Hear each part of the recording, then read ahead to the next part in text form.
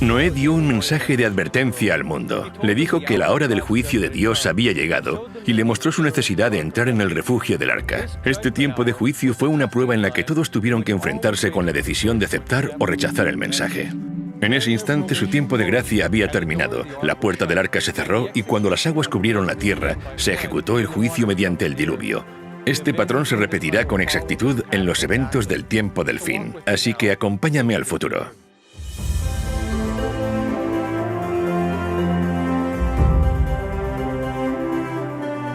Soy Jeff Reich, el presentador.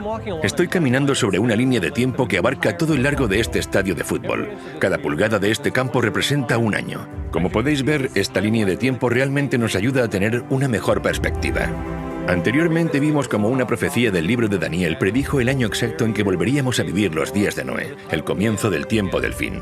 Vimos cómo esa profecía de 2300 días comenzó en el año 457 a.C. con el decreto de Artajerjes y cómo un día simbolizaba un año, así que abarcaba 2300 años.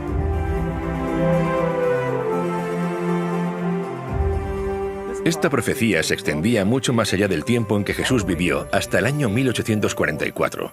Fue en esa fecha cuando el mensaje del primer ángel comenzó a transmitir la señal de advertencia que anunciaba que la hora del juicio había llegado.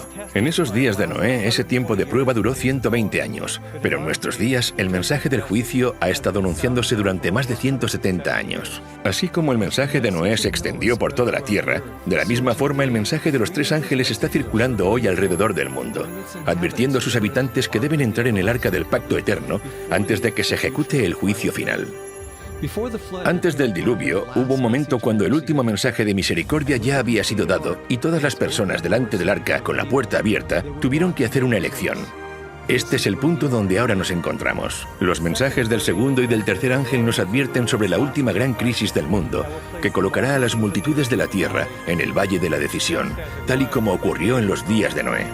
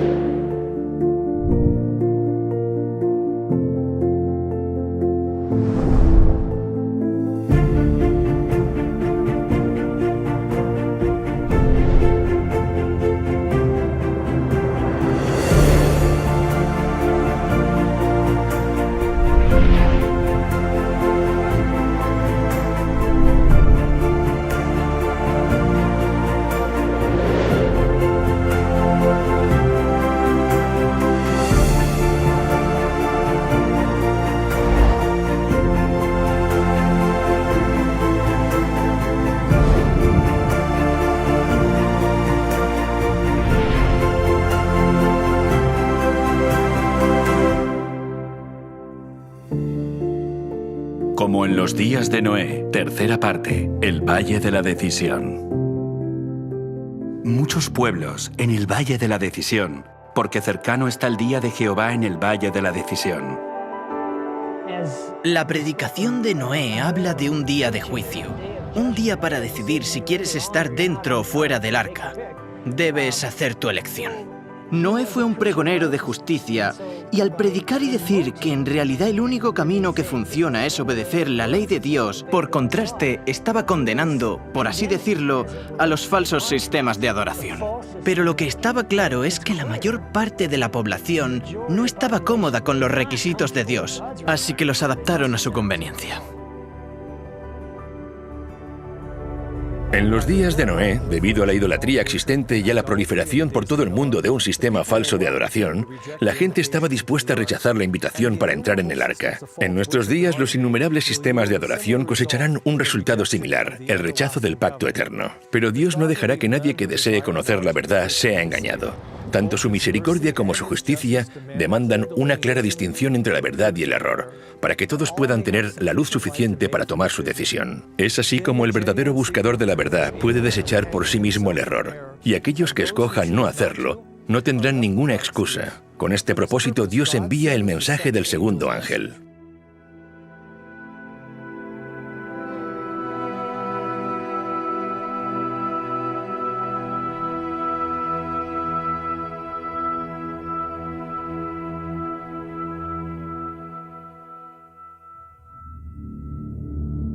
El mensaje del segundo ángel.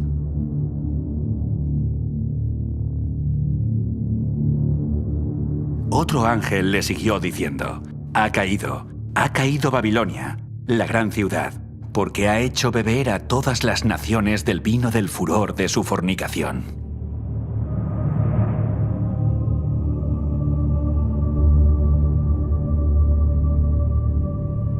Ahora, ¿qué es el vino? En las Escrituras el vino representa las falsas doctrinas. El vino es escarnecedor, la sidra alborotadora, y cualquiera que por ellos yerra no es sabio.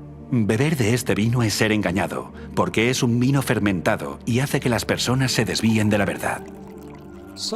Así que en contraste con el mensaje del primer ángel que presenta la verdadera doctrina, Babilonia predica el vino, que es una doctrina falsa.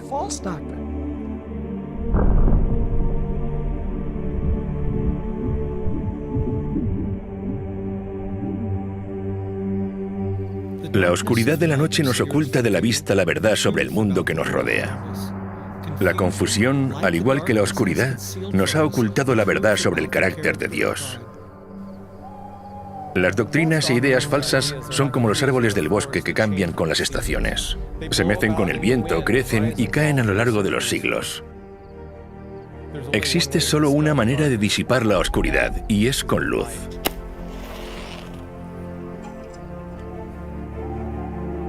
Pedro nos dice que tenemos también la palabra profética más segura, a la cual hacéis bien en estar atentos como a una antorcha que alumbra en lugar oscuro. Y a la luz de estas profecías, somos capaces de identificar este sistema llamado Babilonia.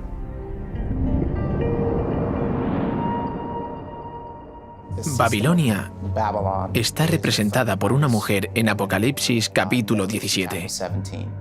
Y me llevó en el espíritu al desierto, y vi a una mujer sentada sobre una bestia escarlata llena de nombres de blasfemia, que tenía 7 cabezas y 10 cuernos.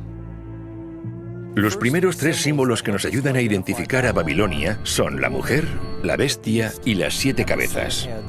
Para poder entender correctamente estos símbolos debemos permitir que la Biblia los defina por nosotros. Esto es lo que Dios tiene que decirnos acerca del símbolo profético de una mujer. Destruiré a la bella y delicada hija de Sión. Sión fue el nombre dado al pueblo de Dios. También lo leemos en Isaías. Y diciendo a Sión: pueblo mío eres tú.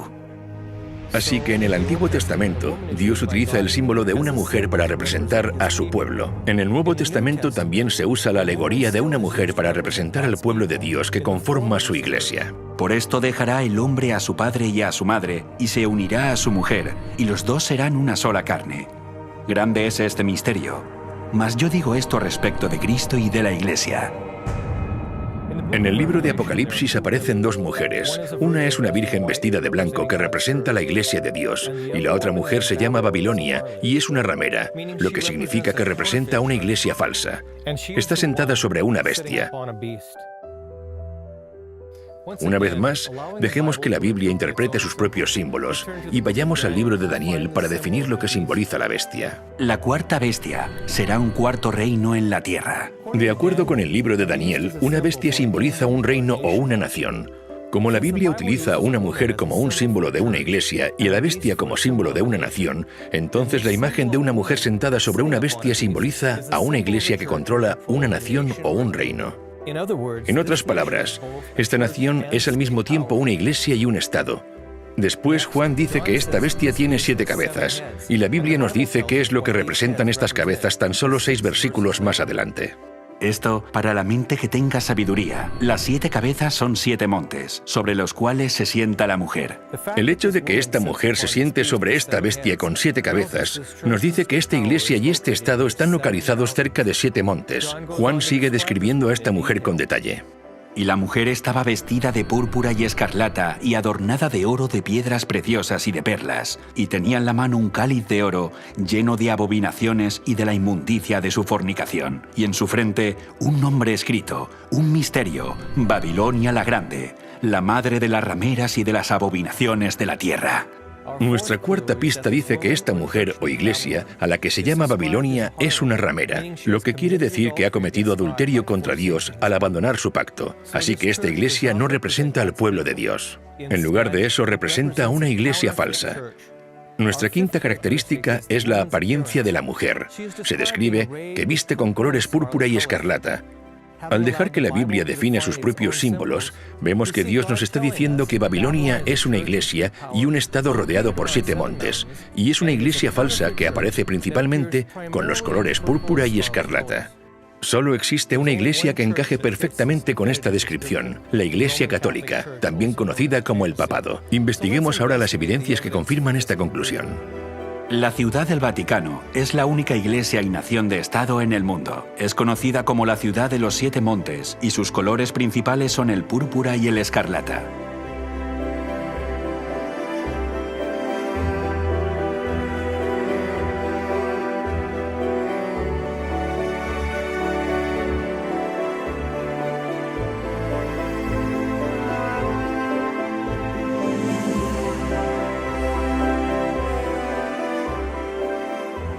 Durante la Reforma Protestante, muchos de los reformadores, incluyendo Thomas Cranmer, John Wesley, William Tyndale, John Wycliffe, Philip Melanchthon, Juan Hus, Martín Lutero y otros muchos, todos concluyeron que el papado era la ramera de Babilonia que aparecía en las Escrituras. Yo por mi parte quiero descargar aquí mi responsabilidad personal y actuaré conforme a mi conciencia. Por eso dirijo mi acusación contra el Papa y todos los papistas, que en verdad el papado no es sino el reino de Babilonia y el verdadero anticristo. Porque, ¿quién sino será el hombre de pecado, el hijo de perdición, que con sus enseñanzas y sus leyes multiplica los pecados y acrecienta el número de almas que se pierden, mientras que está sentado en la iglesia como si fuera un dios? Pues todo esto lo viene cumpliendo a la perfección la tiranía papal desde hace muchos siglos. La cautividad babilónica de la iglesia de Martín Lutero, página 197.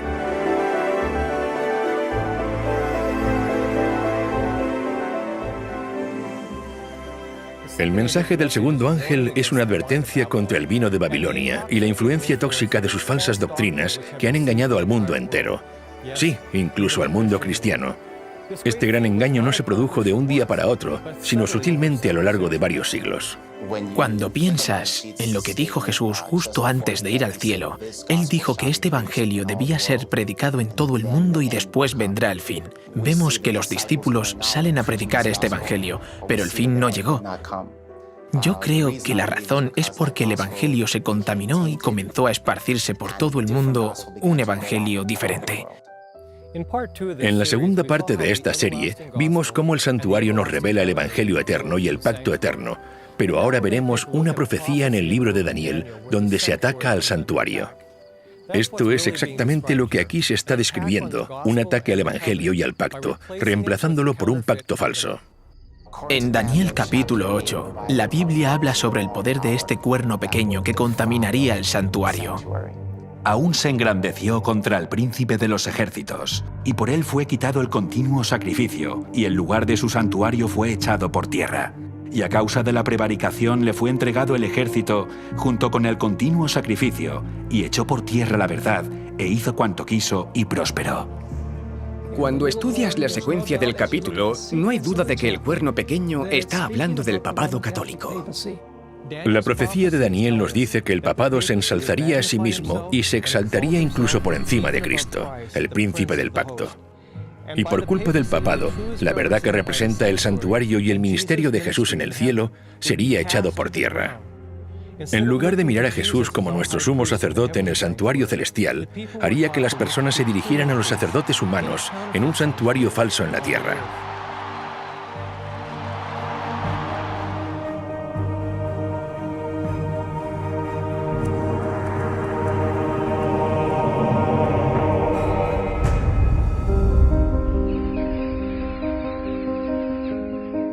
Así que encontramos que durante la Edad Media aparece en escena este poder creciente, que de hecho ataca cada una de las piezas del santuario y la verdad que representaban.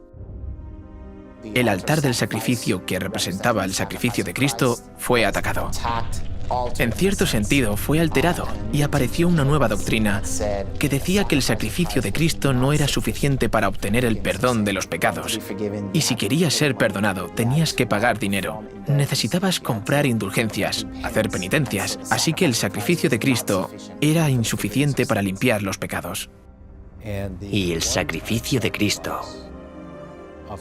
que es solo uno, ahora se repite constantemente en cada misa, y es así como la cruz pierde todo su poder. El lavacro, que representa el bautismo, también fue alterado. Debemos arrepentirnos y ser bautizados, lo que significa que debes de tener la edad suficiente como para entender que has pecado y ser libre de arrepentirte. Pero esta enseñanza fue reemplazada por el bautismo de infantes.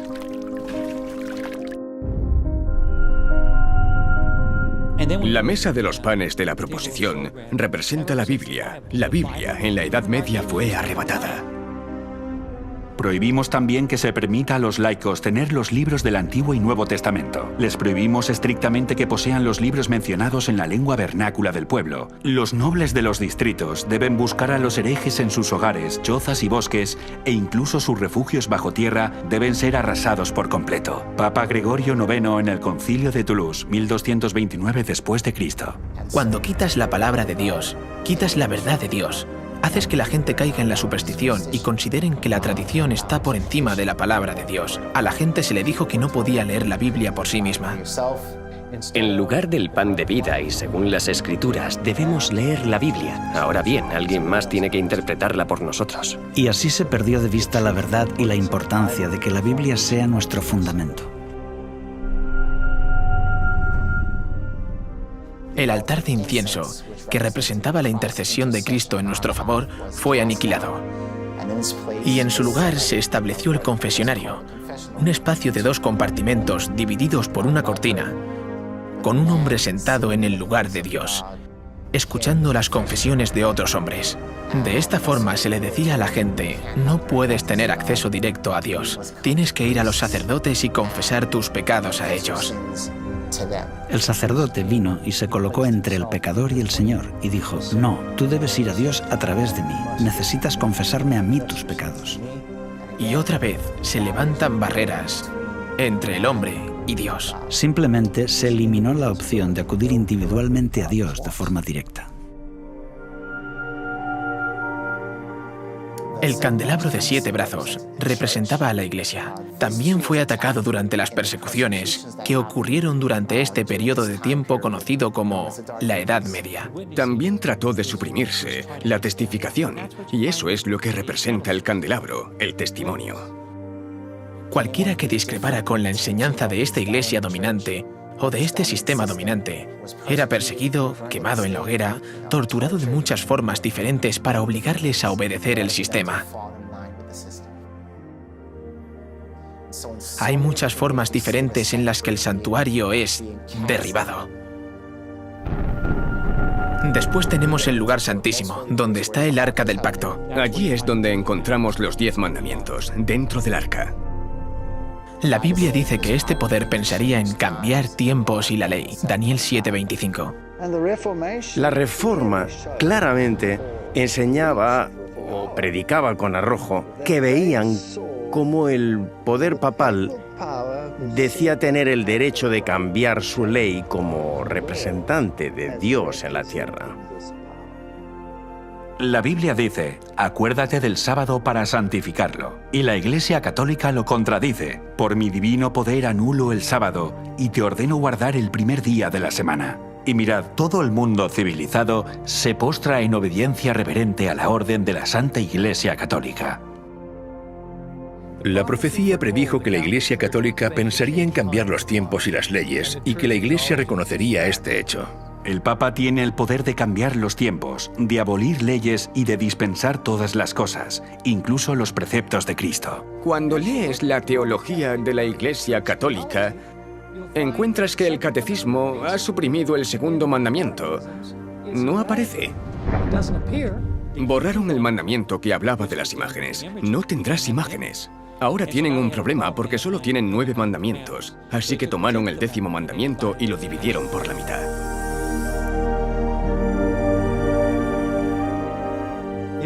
Además de aniquilar el santuario, cambiando las doctrinas y la ley, también eliminaron el sábado.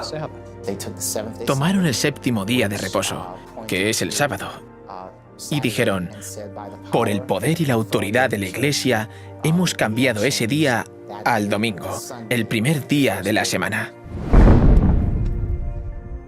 Enfatizando el cambio de este mandamiento, un sacerdote católico en 1903 dijo lo siguiente: Es correcto que recordemos a los presbiterianos, bautistas, metodistas y al resto de cristianos que la Biblia no apoya en ningún lugar su observancia del domingo. El domingo es una institución de la Iglesia Católica, y aquellos que observan este día observan un mandamiento de la Iglesia Católica.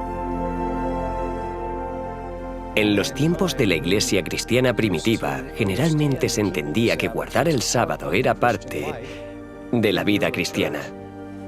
Y ahora se les decía que no, que el primer día de la semana es el nuevo día de reposo impuesto por la Iglesia Católica, porque ella misma dice tener el poder de hacerlo. El camino seguro siempre es el camino de las Escrituras. Si Dios dijo algo y me dejo convencer por alguien de que Dios no lo dijo así, ¿quién sería entonces el culpable? Yo soy el culpable. La idea de que el día de reposo de Dios ha cambiado es absurda cuando piensas que es el único mandamiento que empieza con la palabra recuerda. Es el que quieren hacernos olvidar, pero los mandamientos son preceptos inmutables de verdad y Él los puso en el arca del pacto.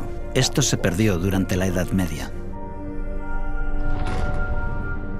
A través de los siglos, el santuario y las verdades que representaba fueron echadas por tierra. En otras palabras, fueron anuladas porque la verdad sobre el ministerio de Jesús en el cielo fue falsificado por estas falsas doctrinas de la Iglesia Católica. Hay muchas más enseñanzas falsas que conforman el vino de Babilonia, pero hay una que ataca directamente en el mismo centro del Evangelio. Es la que está relacionada con el pacto que Dios estableció con su pueblo. Jesús usó vino puro sin fermentar como un símbolo de su pacto, mientras que la Biblia describe el pacto falso de Babilonia como un vino fermentado. Cuando Jesús, en el Nuevo Testamento, establece la última cena con los discípulos, les da pan y dice, «Esto es mi cuerpo, que por vosotros es partido». Y después les da el vino, que es zumo de uva, y dice, «Esta es la sangre del pacto», o lo que es lo mismo, el nuevo pacto. Jesús dijo, «Esta es mi sangre del nuevo pacto». El vino simboliza el nuevo pacto. ¿Cuál es el nuevo pacto? Dios dice, «Pondré mis leyes en la mente de ellos, y sobre su corazón las escribiré». Cuando Babilonia ofrece este vino falso, están ofreciendo un pacto falso. Este vino está adulterado, y de acuerdo a Proverbios 31, la Biblia dice que no es de los reyes beber vino o bebidas fuertes, no sea que bebiendo olviden la ley. Así que este vino está fermentado, es impuro. Y beber de este vino te hace olvidar lo que Dios había ordenado recordar. ¿Y qué es lo que dijo Dios que recordemos? Acuérdate del día de reposo para santificarlo. Así que este es el vino que ha sido entregado al mundo en este momento.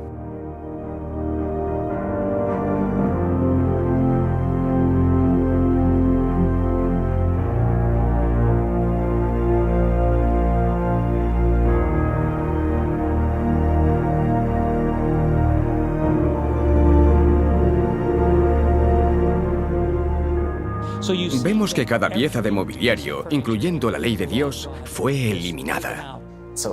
Todo lo que la Biblia dice que este poder haría, lo hizo durante el tiempo asignado a este poder. Así es como se rechazaron por completo todas de las verdades representadas en el santuario. Así que todo el santuario, desde la puerta hasta el lugar santísimo, había sido corrompido y necesitaba ser restaurado. La profecía de Daniel 8:14 nos dice, hasta 2300 tardes y mañanas. Luego el santuario será purificado. En un momento concreto, todas las verdades que habían sido derribadas por el cuerno pequeño terminarían siendo restauradas. Todo el santuario es echado por tierra y pisoteado por este hombre de pecado, y la Reforma protestante lo restaura. A lo largo de un periodo de 500 años, eso es lo que sucedió. Dios comenzó a hacer que surgieran diferentes movimientos que restaurarían cada pieza de mobiliario, casi siglo tras siglo durante un periodo de 500 años. Tenemos a John Wycliffe en el siglo XV. Él tradujo la Biblia en el idioma del pueblo. Y así surgió, por así decirlo, la Reforma. Martín Lutero nace en el siglo XV. Comienza la Reforma protestante en el siglo XVI. Y en esencia restaura la verdad de que el sacrificio de Cristo es suficiente para el perdón de los pecados. No necesitas pagar dinero, no tienes que hacer penitencia.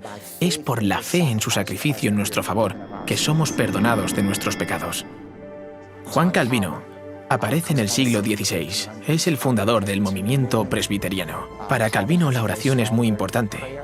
Escribió extensamente sobre la oración. Básicamente enseñó que no necesitas ir a los sacerdotes para dirigirte a Dios. Puedes comunicarte con el trono de Dios personalmente. En el siglo XVII, John Smith y Roger Williams son los fundadores del movimiento bautista. Y su mensaje especial es la restauración del modelo verdadero de bautismo. Debes arrepentirte y después ser bautizado. No puedes ser rociado. El verdadero bautismo es un símbolo de estar totalmente sumergido, totalmente enterrado y totalmente renovado a la vida. Así que el movimiento bautista restaura el modelo verdadero de bautismo. En el siglo XVIII aparece en escena John Wesley. Es el fundador del movimiento metodista y tiene un mensaje muy contundente para el evangelista laico. Tú eres la luz del mundo. Deja que tu luz brille. En esencia, el movimiento metodista añadía un elemento más a lo que habían descubierto los movimientos anteriores. Añade este elemento de evangelismo. Sal y deja que tu luz brille.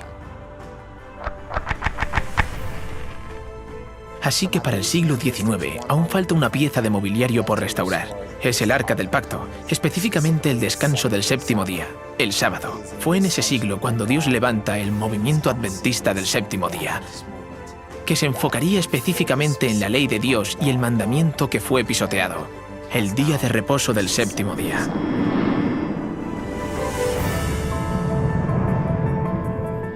Así que en esencia tenemos estas dos profecías en el libro de Daniel. Una que dice que el santuario sería echado por tierra y la otra que dice que sería purificado al final de los 2300 días. Vemos que esto se confirma en la historia.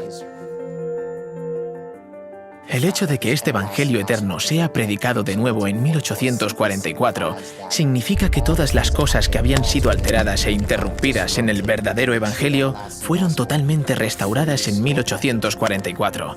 Al mismo tiempo que el Evangelio es completamente restaurado y otra vez comienza a predicarse, comienza también el juicio. Así que este mensaje también se predica. Es un mensaje acerca del fin de los tiempos. Y es un mensaje que prepara al mundo para la venida de Cristo.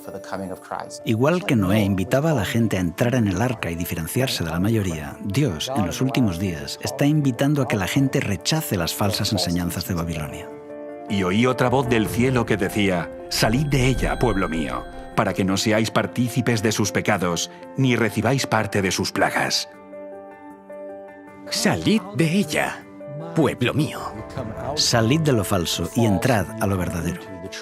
Cuando se dice que pueblo de Dios está en Babilonia, está hablando de las iglesias que claman servirle. De lo contrario, Dios no les llamaría mi pueblo. Dios invita hoy a participar en la adoración correcta. En los días de Noé, el pensamiento popular ridiculizó el plan de salvación. Rehusaron entrar en el arca y en el tiempo del fin vuelve a haber un camino al arca porque hay un arca del pacto que señala a la ley que está dentro del santuario. Aquellos que rechacen una cosa rechazarán también la otra, pero la gente está siendo engañada. No están aceptando estas cosas por decisión propia. Así que Dios, a través de su Espíritu, da luz a las personas y se darán cuenta de las verdades de la Biblia. Tomarán una decisión y saldrán del sistema que rechaza el camino de Dios. ¿Donde estoy no se guarda el día de reposo? ¿Donde estoy no se predican los mandamientos? ¿Sabes? No estoy escuchando que estamos en la hora del juicio de Dios y entonces dicen: «¡Hey! Donde estoy no se está predicando el mensaje del primer ángel, así que ahora mismo me voy a ir.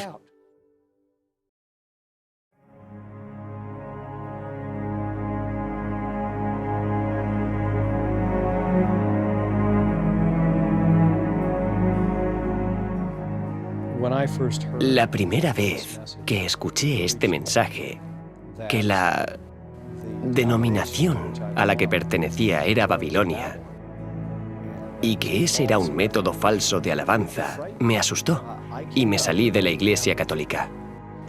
Conocí a mucha gente buena que estaba dentro de la Iglesia Católica, pero cuando vi que sus enseñanzas eran contrarias a la Escritura, no tuve elección. Como ser humano racional reflexioné y dije, bueno, la única conclusión lógica es seguir lo que Dios ha dicho en la Biblia, no la tradición de los hombres. Fue muy difícil porque toda mi familia era católica y lo siguen siendo hasta el día de hoy. Y esto es lo que necesitamos hacer que la gente conozca que Babilonia ha caído 2 veces. Y no solo el catolicismo romano, sino también las hijas de la ramera que son presentadas en Apocalipsis 17, porque ellas también se han convertido en una Babilonia espiritual. Y en su frente, un nombre escrito, un misterio: Babilonia la Grande, la madre de las rameras y de las abominaciones de la tierra. Se la describe como la madre de las rameras y abominaciones, así que ella es madre y tiene hijas, por lo que el mensaje de este segundo ángel avanza.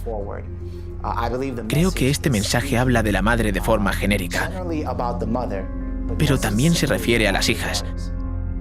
Así que, ¿quiénes son las hijas? Son las iglesias protestantes que salieron de ella, que ya no protestan, que han rechazado el mensaje del primer ángel. Claramente, el mensaje del segundo ángel invita a que la gente salga de los sistemas religiosos donde no se pone en práctica el mensaje del primer ángel. Esto se refiere a las iglesias protestantes que han dado la espalda al mensaje del santuario, a la ley de Dios, al sábado. Babilonia ha caído, ha caído. Apocalipsis 18 lo retoma diciendo, «Salid de ella, pueblo mío». Así que hay una invitación para que el pueblo de Dios, que está en estas organizaciones caídas, salga de ellas, porque estos sistemas caídos están enseñando que hay otro camino para acceder al trono de Dios. Cuando solo hay un camino al trono de Dios, y es a través del patrón que se nos dio en el santuario.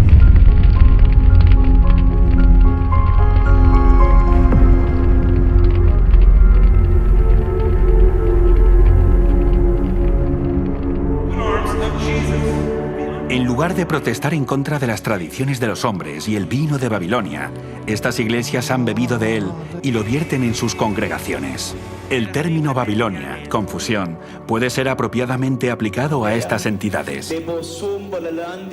Todos afirman que sus doctrinas vienen de la Biblia y aún así están divididos en prácticamente innumerables sectas con credos en claro conflicto. Pero la fe religiosa parece tan confusa e incoherente que la gente no sabe cuál es la verdad. A pesar de las tinieblas espirituales y el alejamiento de Dios que se observa en las iglesias que constituyen Babilonia, la mayoría de los verdaderos discípulos de Cristo se encuentran aún dentro de ellas. ¡Lo necesito, Señor! Muchos de ellos no han oído nunca las verdades especiales para este tiempo. No pocos están descontentos con su estado actual y tienen sed de más luz. ¡Quita tus manos de la propiedad de Dios! En vano, buscan el Espíritu de Cristo en las iglesias a las que pertenecen. Como estas congregaciones se apartan más y más de la verdad y se van uniendo más y más con el mundo, la diferencia entre ambas categorías de cristianos se irá acentuando hasta que terminen por separarse del todo.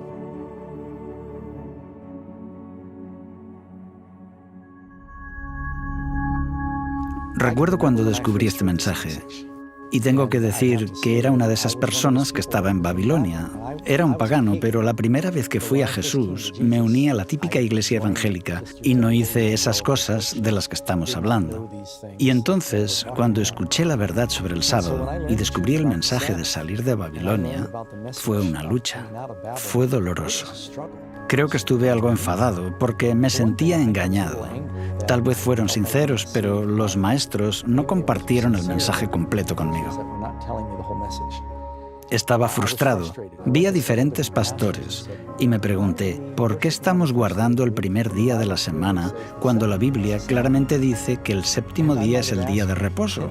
Creo que pregunté esto a 10 pastores diferentes y probablemente me dieron 11 o 12 respuestas diferentes. Entre ellos no se ponían de acuerdo. Inmediatamente eso me dijo que algo estaba mal. Por otro lado, también fue difícil porque todos mis amigos estaban en esas iglesias y tenía que tomar una decisión.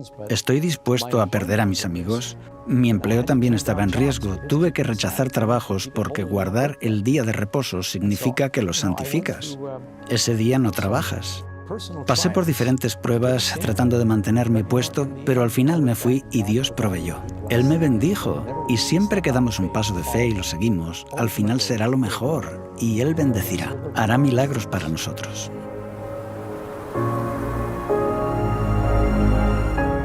Los mensajes del primer y del segundo ángel serán difíciles de aceptar para los cristianos. Estas advertencias ponen en duda muchas de las creencias fundamentales que los cristianos han profesado.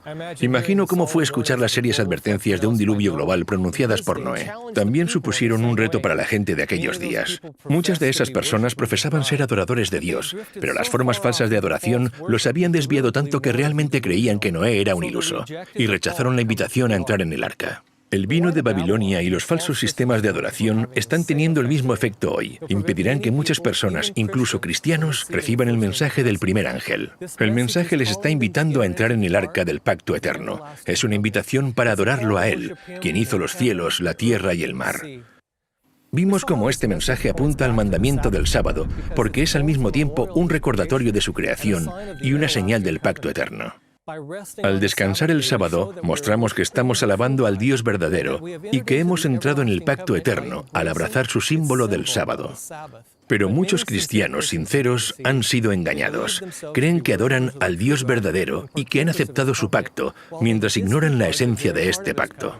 Aunque engañados, Dios sabe que muchos han vivido fielmente de acuerdo al conocimiento que poseen. Pero si continúan en el error y rechazan las verdades encontradas en el mensaje de los 3 ángeles, se encontrarán fuera del arca, al igual que aquellos que rechazaron la solicitud de Noé.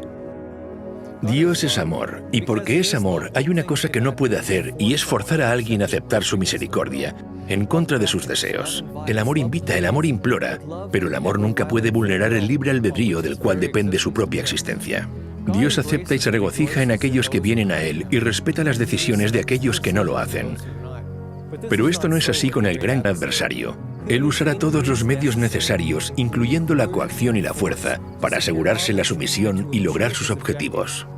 Durante siglos, Satanás ha estado preparando sus engaños más poderosos para su asalto final. Pero en el otro lado, el amor hará que cada persona tome una decisión inteligente según su libre elección.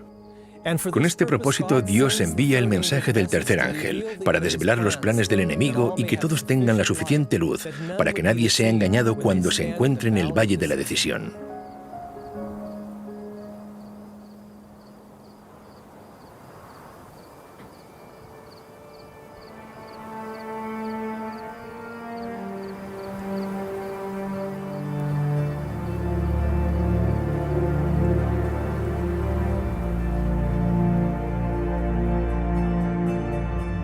El mensaje del tercer ángel.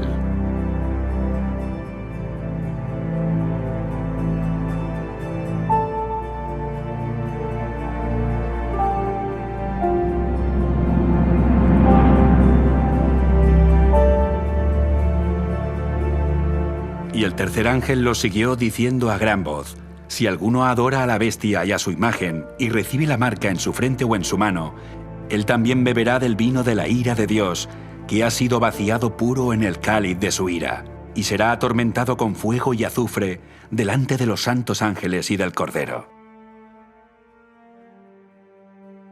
Y el humo de su tormento sube por los siglos de los siglos. Y no tienen reposo de día ni de noche los que adoran a la bestia y a su imagen, ni nadie que reciba la marca de su nombre. Aquí está la paciencia de los santos, los que guardan los mandamientos de Dios y la fe en Jesús. El mensaje del tercer ángel habla de los que reciben la marca de la bestia. Realmente, aquí está la maldición más temida de todas las que encontramos en la Biblia. Es lo que les ocurre a los que reciben la marca de la bestia. Y está relacionada con la falsa adoración y un juicio para los que adoran de forma diferente a como se indica en la Biblia. Pero no es solo el mensaje del primer ángel el que invita al mundo a adorar al Creador, sino que el mensaje del tercer ángel advierte al mundo de que no adore a la bestia ni a su imagen. Así que en el tiempo del fin la cuestión va a estar claramente relacionada con la adoración. Satanás no está tratando de evitar que adoremos, está tratando de desviarnos hacia la falsa adoración. En los últimos días, Satanás y el poder de la bestia no dicen no adores, ellos dicen adora, pero adora a la bestia. Vemos un paralelismo con los días de Noé. La población del mundo estaba dividida en dos grupos.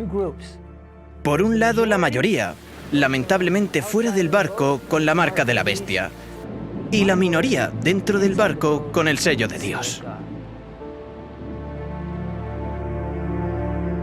Incluso hoy la identidad de la bestia sigue siendo un misterio para la mayoría. La cultura popular ha hecho de estas profecías tema de innumerables películas y libros, y esto ha llevado a todo tipo de especulaciones, y al hacer esto ha mermado su significado. Ha hecho que se olvide su verdadero significado bajo un manto de confusión. La verdad es que podemos saber exactamente qué es la marca de la bestia. Después de todo, esa es la razón por la que Dios nos dio esta advertencia. Primero necesitamos ser conscientes de que nadie estará a salvo solo por saber cuál es la marca de la bestia. Cuando llegue el conflicto final, solo los que tienen el sello de Dios serán preservados durante el último gran conflicto. Lo importante es que sepamos cómo podemos recibir el sello de Dios. Así que antes de ver en qué consiste la marca de la bestia, aprendamos primero en qué consiste el sello de Dios. Vi también a otro ángel que subía de donde sale el sol y tenía el sello del Dios vivo. Y clamó a gran voz a los 4 ángeles, a quienes se les había dado el poder de hacer daño a la tierra y el mar, diciendo: no hagáis daño a la tierra ni al mar, ni a los árboles, hasta que hayamos sellado en sus frentes a los siervos de nuestro Dios. En los días de Noé fue sellado en el arca. Esto solamente significaba que no podía salir y que nadie podía entrar. Una vez en el arca, la Biblia dice que el Señor le cerró la puerta. En las Escrituras, la palabra cerrar y la palabra sello son intercambiables. Por ejemplo, Dios le dijo a Daniel: cierra las palabras y sella el libro hasta el tiempo del fin. De esta forma, la palabra cerrar y la palabra sellar tienen el mismo significado. Por lo tanto, cuando la Biblia dice que el Señor lo cerró, es lo mismo que decir el Señor lo selló. Noé fue sellado en el arca del pacto y fue preservado durante el diluvio. Fueron salvados del juicio que iba a venir sobre toda la tierra. No hay otro momento más difícil en la historia humana que se pueda comparar en intensidad con el que el pueblo de Dios va a atravesar. Para poder resistir este periodo, esta dura prueba, el pueblo de Dios tiene que haber sido sellado primero. Y el propósito del sello es, en primer lugar, que Dios identifique a los que son suyos para que los ángeles sepan a quién deben proteger durante este momento de dificultad. Isaías, capítulo 8, versículo 16, habla de sellar la ley entre los discípulos de Dios. Ata el testimonio, sella la ley entre mis discípulos. Así que aquí descubrimos que hay una relación entre el sello de Dios y su ley. Cuando ves los sellos antiguos que se usaban en tiempos bíblicos, ves que siempre tienen 3 elementos. Tienen el nombre de la autoridad que los expedía, el rey o quien fuera, tienen su título y tienen su jurisdicción. Un sello tiene el título, el nombre y el territorio. Y cuando lees los 10 mandamientos, solo el 4º mandamiento habla de Dios como el creador. Tiene el nombre y tiene el territorio. Su jurisdicción es ser el gobernador de los cielos y la tierra. Así que justo en el mandamiento del sábado encontramos el sello de Dios, y esto es algo único que identifica al que adoramos. Al igual que en los días de Noé, subirse al arca representaba que aceptaban todo el código moral de Dios, los 10 mandamientos, seguir la voluntad de Dios. En el tiempo del fin, guardar el sábado es la señal de que se aceptan todos los requisitos morales de Dios. El sello, de acuerdo con la Biblia, puede resumirse en ese mandamiento, el cuarto mandamiento. No porque ese mandamiento por sí mismo te salve, sino porque ese mandamiento da autoridad a toda la ley. Sin el cuarto mandamiento, el resto del decálogo podría ser las leyes de cualquiera. Pero este es el Señor, tu Creador. Eso es lo que le da el sello de autoridad a toda la ley. Guardando ese día conforme al mandamiento, estás reconociendo la autoridad del legislador, y por eso es importante guardar el sábado. Y santificad mis días de reposo, y sean por señal entre mí y vosotros, para que sepáis que yo soy Jehová vuestro Dios. Realmente, el sábado determina a quién adoras. Guardar el sábado muestra que hemos confiado nuestras vidas a nuestro Creador, a nuestro Salvador. Si el día de reposo es la señal de Dios como el Creador, la marca de la bestia debe ser una señal antagónica que este poder ha creado para rivalizar con la señal que Dios estableció. ¿Cuál fue la señal que Dios estableció y que le reconoce como creador? El sábado. Así que, ¿cuál será la marca que distingue a la bestia y demanda que la gente le adore? Debe ser un día diferente. En el libro de Apocalipsis se dice que la última guerra es una guerra por la adoración. El mensaje del tercer ángel nos advierte 2 veces que muchos adorarán a la bestia. Esta es una violación del primer mandamiento que dice: no tendrás dioses ajenos delante de mí. El mensaje del tercer ángel nos advierte 2 veces que muchos adorarán la imagen de la bestia. Esta es una violación del segundo mandamiento que prohíbe la adoración de imágenes e ídolos. Hemos sido advertidos de que muchos recibirán el nombre de la bestia, una falsificación del tercer mandamiento, el de no tomar el nombre de Dios en vano. Y finalmente, el mensaje del tercer ángel nos advierte 2 veces de que no recibamos la marca de la bestia, una falsificación del sello de Dios del cuarto mandamiento. Recordad el sábado, santificadlo. Podemos ver el paralelismo entre tener un solo Dios o tener más a quien adorar. El nombre, la imagen, esto nos indica que el día de reposo es la marca, porque la descripción va en paralelo. Todo gira en torno a la primera tabla del Decálogo. Los primeros 4 de los 10 mandamientos son leyes que definen cómo tenemos que adorar a Dios. Así que cuando el mensaje del primer ángel nos ordena adorar a quien hizo los cielos, la tierra y el mar, nos dirige al arca del pacto eterno por medio de la alabanza al Creador. El mensaje del segundo ángel nos advierte que la falsa alabanza confundirá a la gente y la alejará del pacto. Y el mensaje del tercer ángel nos avisa sobre la bestia, que tratará de impedir que la gente entre en el pacto, forzándola a ignorar la señal de adoración al Creador, y en su lugar, recibir la señal de adoración de la bestia. Entonces, ¿quién es esta bestia? Me paré sobre la arena del mar, y vi subir del mar una bestia que tenía 7 cabezas y 10 cuernos, y en sus cuernos 10 diademas, y sobre sus cabezas un nombre blasfemo. Juan ve que esta bestia tiene 7 cabezas y 10 cuernos. Esta es exactamente la misma descripción de la bestia de Apocalipsis 17, sobre la que se sentaba la mujer llamada Babilonia vestida en colores púrpura y escarlata. Fíjate además que esta bestia también tiene 7 cabezas y 10 cuernos. En el capítulo 13 Juan vio que la primera bestia salía del mar. El capítulo 17 dice lo que simboliza el mar. Las aguas que has visto, donde la ramera se sienta, son pueblos, muchedumbres, naciones y lenguas. Así que lo que Dios está revelando en Apocalipsis 13 es que esta bestia sube al poder en un área densamente poblada. La bestia en Apocalipsis 17 sostiene a una mujer que está llena de nombres de blasfemia. Y cuando regresamos a la bestia en Apocalipsis 13, también tiene sobre sus cabezas nombres de blasfemia. Las descripciones de estas 2 bestias coinciden porque ambas representan al mismo poder. La bestia que Juan vio levantarse del mar es la misma bestia sobre la que estaba la mujer llamada Babilonia y que ya vimos que representa al papado de la Iglesia Católica.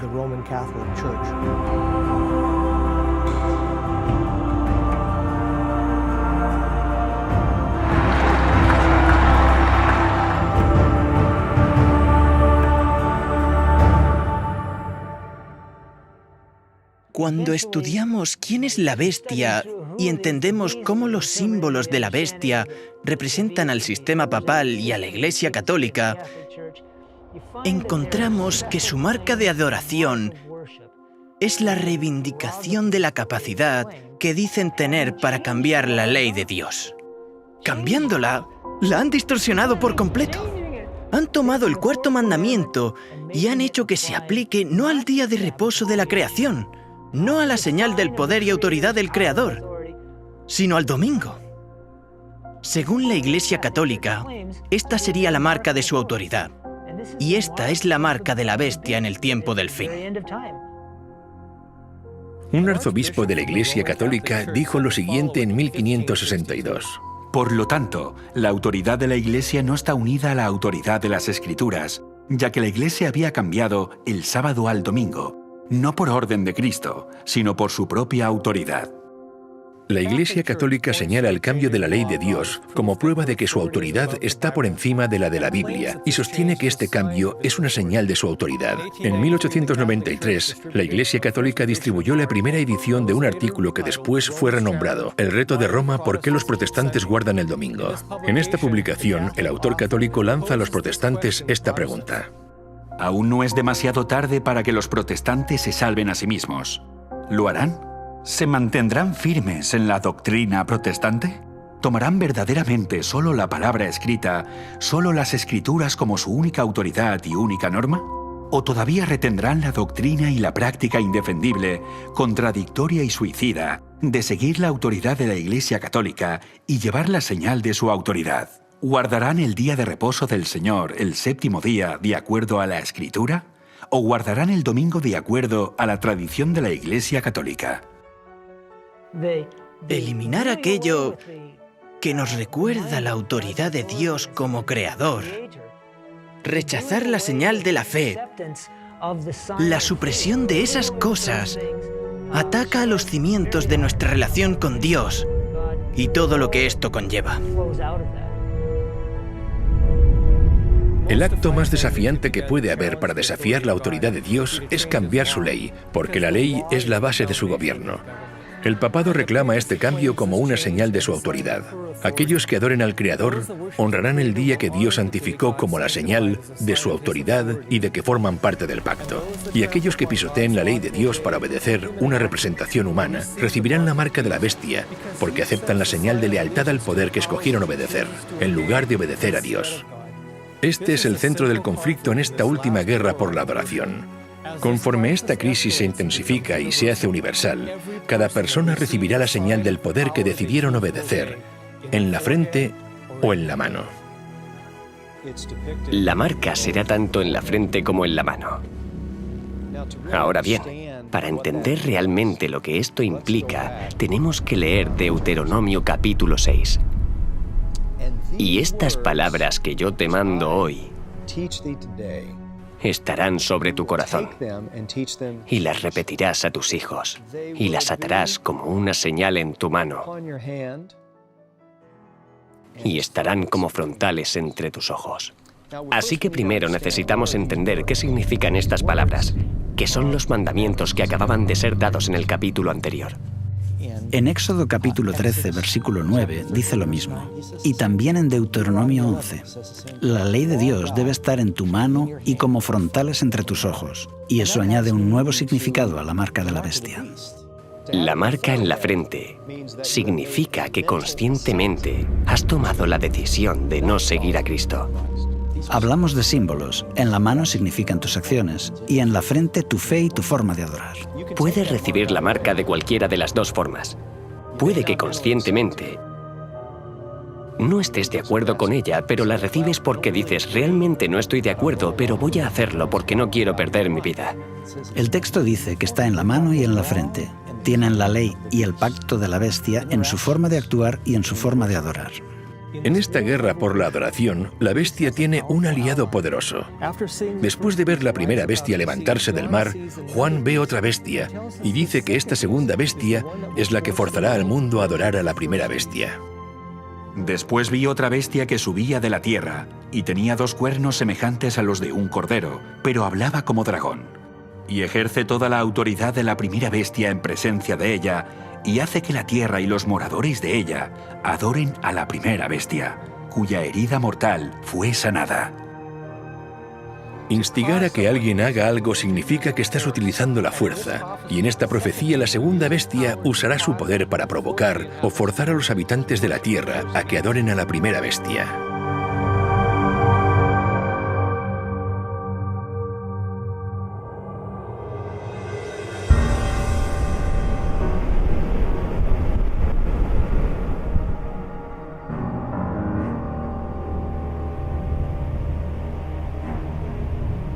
La primera bestia salió del mar, y ya vimos cómo la Biblia utiliza el mar como un símbolo para representar un área densamente poblada de personas, multitudes, naciones y lenguas. La segunda bestia sale de la tierra, que por contraste representa un área remota, lejos de las ciudades o áreas habitadas de la tierra. Se trata de una nueva nación ascendiendo al poder en un área relativamente deshabitada.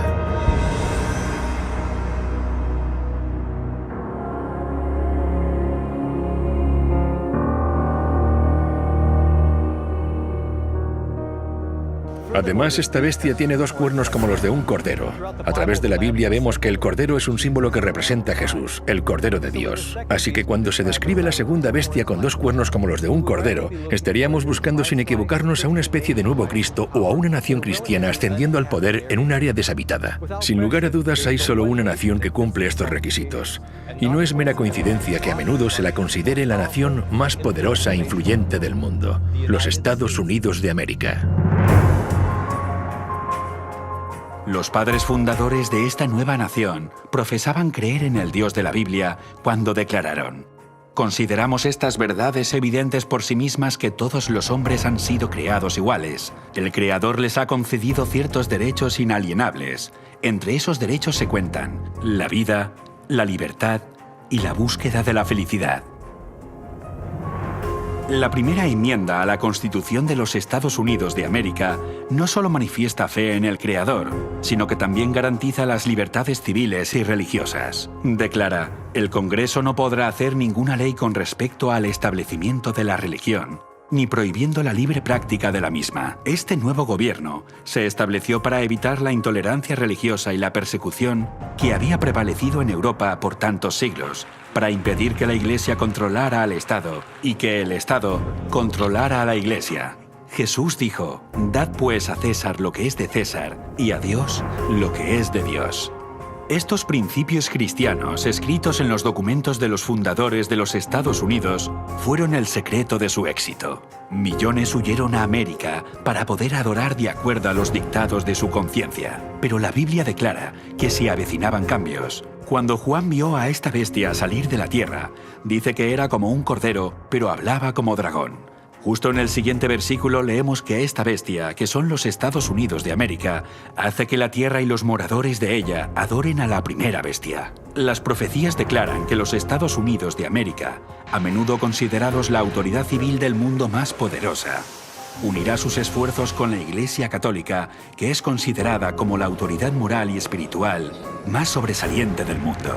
La bestia que representa a la Iglesia y la otra bestia que representa al Estado se unirán y pisotearán las libertades civiles y religiosas sobre las que se fundaron los Estados Unidos.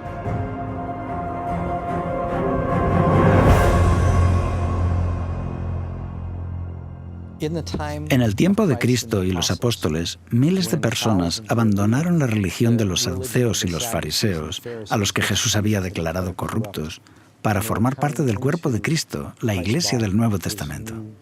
Los líderes religiosos apelaron al poder político para perseguirlos. Es por esto que el rey Herodes, en Hechos capítulo 12, había arrestado a Pedro y había ejecutado a Santiago. Aquel clero estaba pidiendo al poder político que persiguiera al pueblo de Dios. La historia se repitió durante la Edad Media con el poder de la bestia, cuando utilizaron el poder civil para perseguir, encarcelar y ejecutar a aquellos que no obedecieran las disposiciones de la Iglesia. Esto volvería a pasar. Veremos que en el tiempo del fin esto se va a repetir. Posiblemente necesitaríamos debatir un proyecto de ley que requiera que cada americano vaya a la iglesia de su elección el domingo para tratar de lograr una renovación moral. Sí, estamos hablando de la senadora Sylvia Allen y ella piensa que la nación está sufriendo una decadencia moral. La cuestión acerca del día de reposo será muy importante en todo el mundo. Las cadenas de radio y los canales de televisión también difundirán la visión opuesta porque Dios es un Dios justo. Así que la televisión, la prensa y otras organizaciones informarán acerca de las dos opciones, de los dos sistemas de adoración y los dos días de reposo. El sábado bíblico en el séptimo día y el día de reposo del resto del mundo. Se asegurarán de que este mensaje quede claro. Los cristianos han dicho que lo cambiaron. No, te equivocas. Mucha gente escuchará este mensaje en la 11ª hora. Miles se convertirán. Y el séptimo día fue un día de descanso. Ahora, el primer día, el domingo, que por cierto fue tomado de los romanos y los griegos, se introdujo después. ¿Cuál es el problema? Lo que está ocurriendo es que los pecados de Babilonia están siendo desenmascarados y la gente se va a dar cuenta de que las iglesias son Babilonia. Y de que estas iglesias han estado enseñando doctrinas falsas. Irán a sus pastores y sacerdotes y dirán, ¿son ciertas estas cosas? ¿Por qué no nos habéis dicho nada? Y preguntarán, ¿estas cosas son así?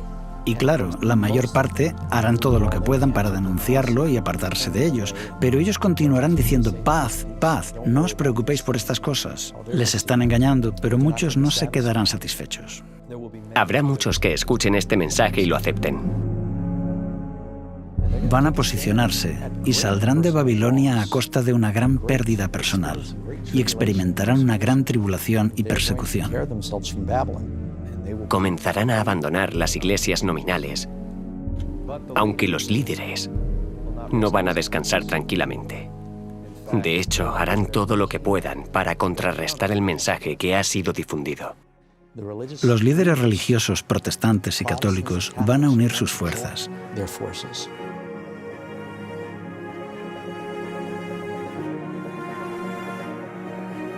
Probablemente habrá una gran confusión financiera en el mundo. Tal vez desastres naturales. Dirán que todas estas calamidades están ocurriendo porque estas personas son unos rebeldes, siguen su propia interpretación de la Biblia y apelarán al poder civil. Estos líderes de la Iglesia, estos líderes protestantes, se unirán al Estado y formarán una imagen de la bestia. La Iglesia y el Estado se darán la mano. Sé que suena imposible en un país con la primera enmienda, donde el Congreso no puede crear leyes estableciendo una religión o prohibiendo el libre ejercicio de ella. Pensamos, ¿cómo puede llegar a ocurrir esto en los Estados Unidos de América? Apocalipsis 13, versículos 11 al 18, nos dice que está llegando el día cuando esto ocurra. También hace grandes señales, de tal manera que aún hace descender fuego del cielo a la tierra delante de los hombres. Y engaña a los moradores de la tierra con las señales que se le ha permitido hacer en presencia de la bestia, mandando a los moradores de la tierra que le hagan imagen a la bestia. Cuando dice que los Estados Unidos dirán al mundo que deben hacer una imagen de la bestia, está diciendo que deben imitar el sistema papal, creando un gobierno de iglesia y Estado. Las iglesias líderes de los Estados Unidos se unirán en puntos comunes de doctrina y juntas harán que el gobierno imponga sus decretos.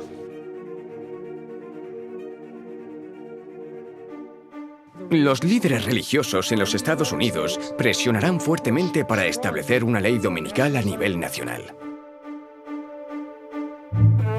Los gobiernos estarán inundados con solicitudes para hacer que la legislación establezca el domingo como día de adoración.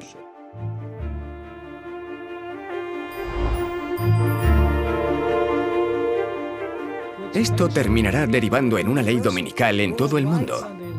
Esto se ve en diferentes momentos de la historia de Daniel. Se estableció una ley y tuvieron que escoger.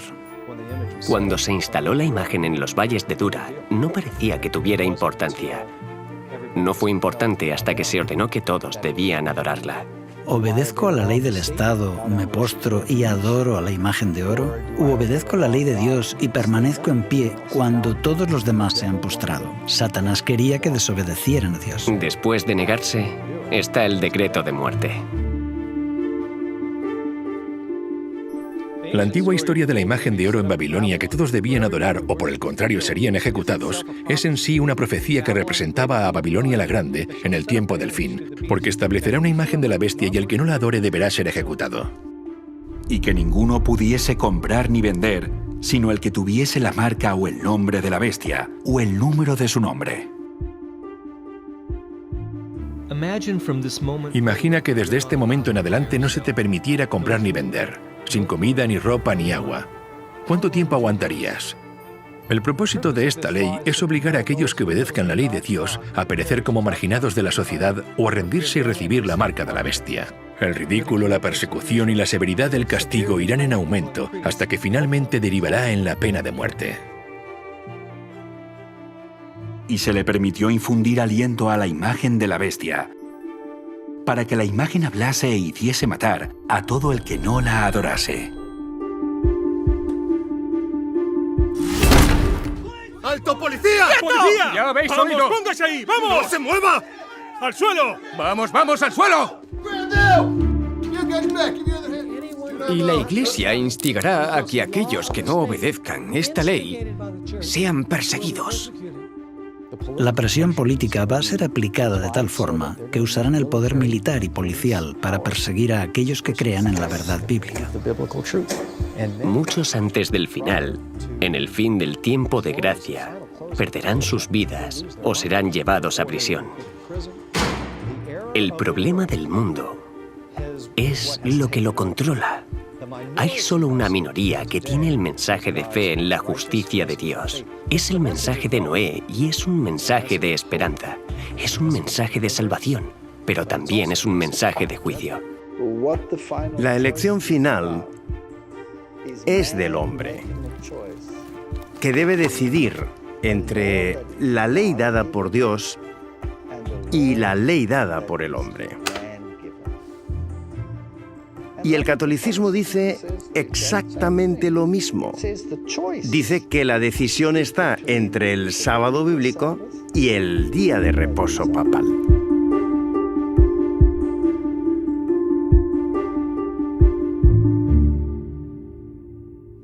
En estos momentos nadie tiene la marca de la bestia. Esto será solamente cuando el decreto de ley imponga que hombres y mujeres deben recibir la marca del poder que han elegido obedecer. Antes de continuar, quiero dedicar un momento para considerar 3 principios latentes en esta controversia. Veréis, la lucha entre el día de reposo de Dios y la legislación dominical es una disputa acerca del carácter de Dios.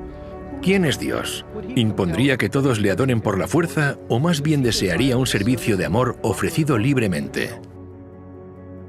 Dependiendo de nuestra respuesta, esta pregunta determinará en qué lado de la controversia te encontrarás. Si crees que Dios obligará a los suyos a adorarlo, entonces puedes llegar a pensar que Dios desea la ley dominical. Sin embargo, si crees que el carácter de Dios es altruista y amoroso, entonces reconocerás que la imposición del día de descanso, la violación de la libertad y la conciencia es la obra de otro poder. El segundo principio nos lleva a la siguiente pregunta. ¿Cómo nos salva Dios? La idea de que podemos apaciguar a Dios y poner fin a los desastres de la tierra imponiendo de forma estricta el día de adoración, en cierto modo sería como aceptar el principio de que el hombre puede salvarse a sí mismo mediante su esfuerzo personal. Por otra parte, si creemos que Dios es quien nos da la salvación, tal y como nos lo asegura el pacto hecho con Él, entonces entraremos en su reposo y honraremos el séptimo día, que fue dado como una señal de que reconocemos que Él es el único que nos salva. El tercer principio es la demostración. Es en las crisis donde se revela el verdadero carácter, y cuando el conflicto final envuelva al mundo, todos manifestarán el carácter que han cultivado. Unos revelarán el carácter altruista de Dios al sacrificar sus vidas para ayudar a salvar a otros, mientras que otros revelarán el carácter egoísta del adversario al sacrificar las vidas de otros para salvarse ellos mismos. Estos son los principios detrás del gran conflicto en los que todos nosotros estaremos involucrados. Y aquí se puede ver con claridad que lo que crees acerca del carácter de Dios y lo que crees sobre la salvación determinará probablemente si escoges recibir la marca de la bestia o el sello de Dios.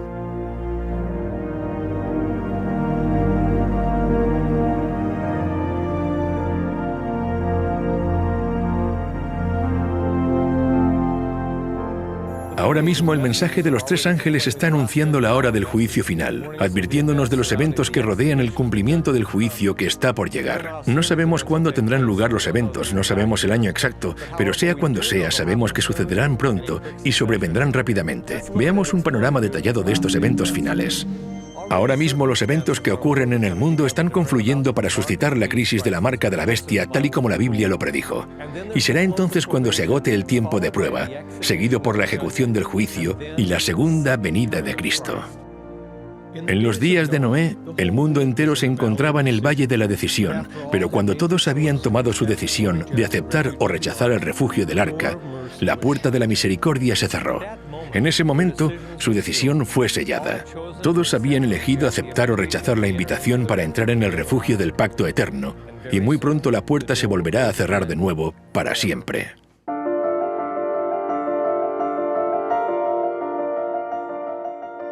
Muchas personas no se dan cuenta de la relación que hay entre los días de Noé y el final de los tiempos. No tanto por la propia destrucción y la crueldad que existía en el mundo, sino que el verdadero paralelismo se encuentra en el momento en que la puerta se cierre.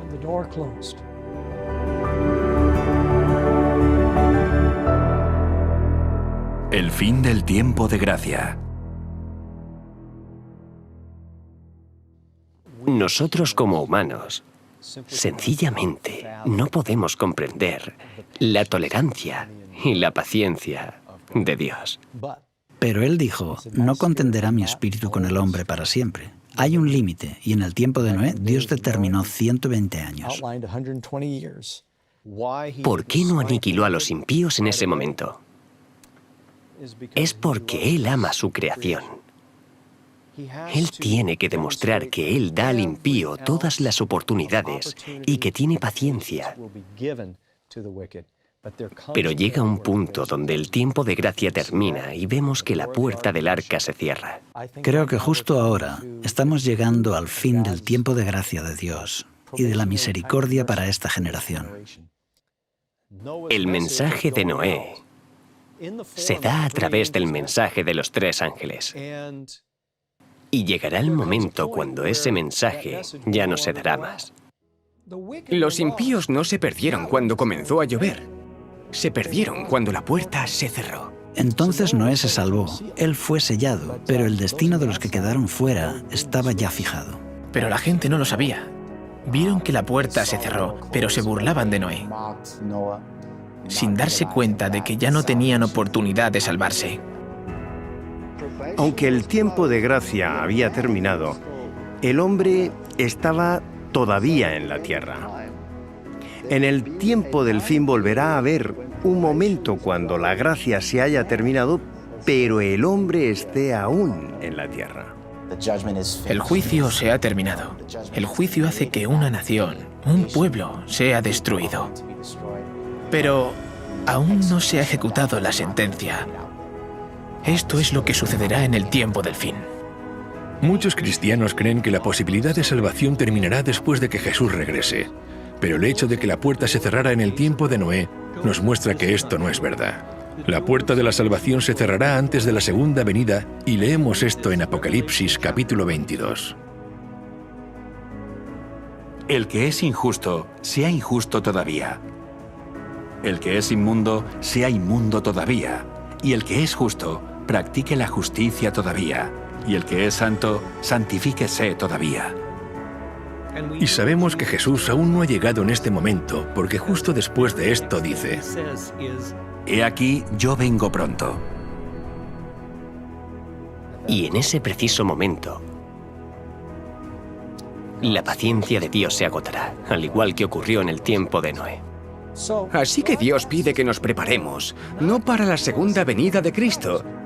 Él pide que nos preparemos para cuando se termine el tiempo de gracia. Esto es lo importante.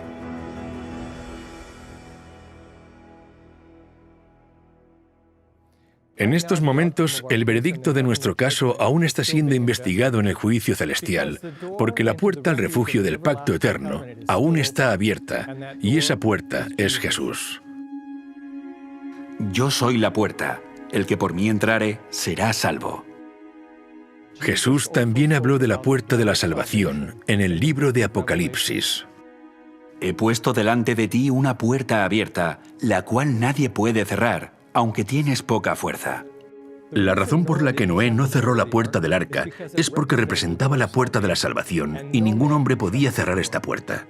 Imagina la fe de Noé al haber preparado un arca durante 120 años sabiendo que no tenía forma de cerrar la puerta. Él confió en que Dios cumpliría su promesa, y es así como ocurrió en los días de Noé, porque leemos que Jehová le cerró la puerta.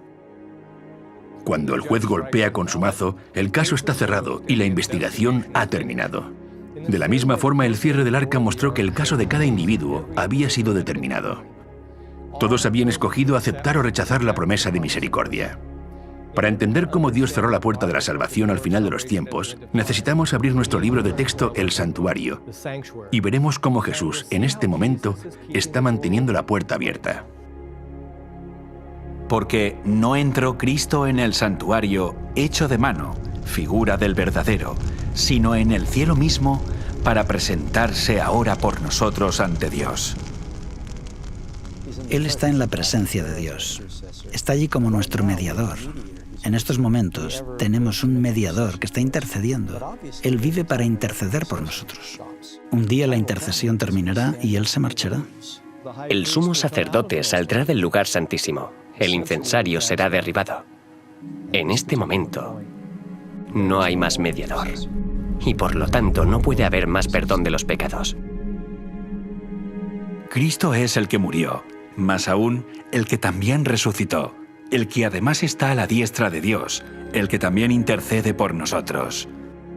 Jesús es nuestro defensor en el tribunal celestial, y su intercesión ante el Padre suplicando para nosotros por los méritos de su sangre hace posible la misericordia. Esto significa que cuando Jesús deja la presencia del Padre, la humanidad ya no tendrá más un mediador, y la puerta de la misericordia se cerrará. Ahí los salvos quedan salvos y los perdidos quedan perdidos. Lo que significa que cada caso ya ha sido decidido para vida o para muerte. Damos por sentado que Él nos perdonará, porque a menudo cuando pecamos sabemos que podemos orar y Él nos perdona. Pero un día la lavandería va a cerrar y ya no podremos ser purificados. Así que ahora es el momento de ser santificados y purificados. En el tiempo del fin, Dios va a tener una generación que tiene una naturaleza pecadora, pero a través del poder de Dios, ganarán la victoria total sobre el pecado. Vi también como un mar de vidrio mezclado con fuego, y a los que habían alcanzado la victoria sobre la bestia y su imagen, y su marca y el número de su nombre, en pie sobre el mar de vidrio con las arpas de Dios. Son llamados los 144.000 los santos que viven cuando Jesús viene. Ellos van a desarrollar un carácter como el de Jesús. Dicho de otra forma, van a desarrollar un carácter de victoria sobre el pecado. La victoria sobre el pecado es la victoria sobre el egoísmo. La vida de Jesús fue una corriente ininterrumpida de servicio altruista a Dios y al hombre. Cuando el pueblo de Dios es perfeccionado, sus vidas también serán de servicio altruista, libres de todo egoísmo, puesto que el verdadero carácter cristiano se consigue cuando el impulso de ayudar y bendecir a otros brota constantemente desde dentro. Este es el carácter que desarrollará el pueblo de Dios. Serán las peores circunstancias en la historia de la tierra, a menos que encontremos refugio en Cristo antes de que termine el tiempo de gracia. No habrá refugio durante el tiempo de dificultad.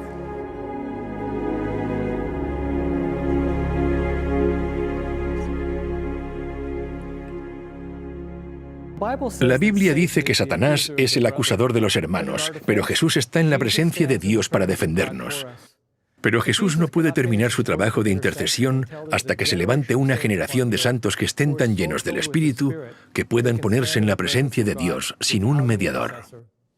Así que justo ahora Jesús está trabajando para cumplir las promesas de su pacto en aquellos que se lo permitan. Al haber confesado sus pecados en Jesús, han sido perdonados y mediante su poder, sus caracteres han sido santificados y restaurados. En otras palabras, serán capaces mediante el poder de Dios de sostenerse en el momento de dificultad sin pecar cuando ya no haya un mediador en el santuario celestial.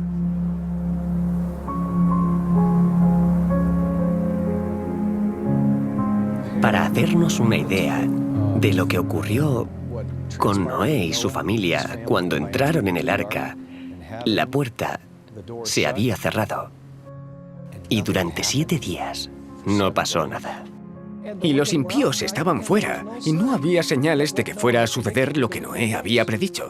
Tuvo que haber pensado, bueno, este diluvio, estas aguas van a llegar en cualquier momento. No hay duda de que durante ese tiempo Noé atravesó una prueba severa de su fe. Y pasó un día y no ocurrió nada. Pasan 2 días y nada. Yo creo que Noé comenzó a extrañarse.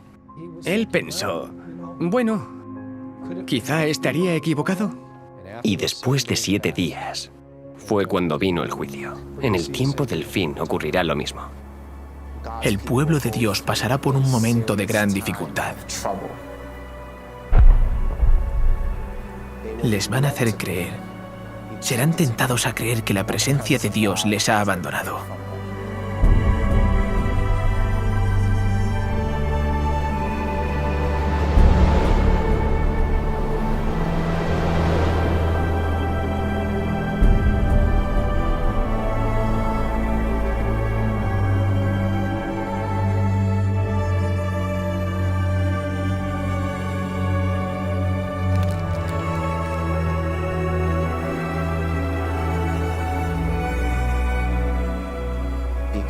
A consecuencia del caos y de sus propios pecados que cometieron en su vida pasada. Mira mi vida, no es lo que debió haber sido, y pasarán por ese momento de dificultad, que es un trance de auténtica agonía mental. ¿Se terminó el tiempo de gracia? ¿Soy salvo?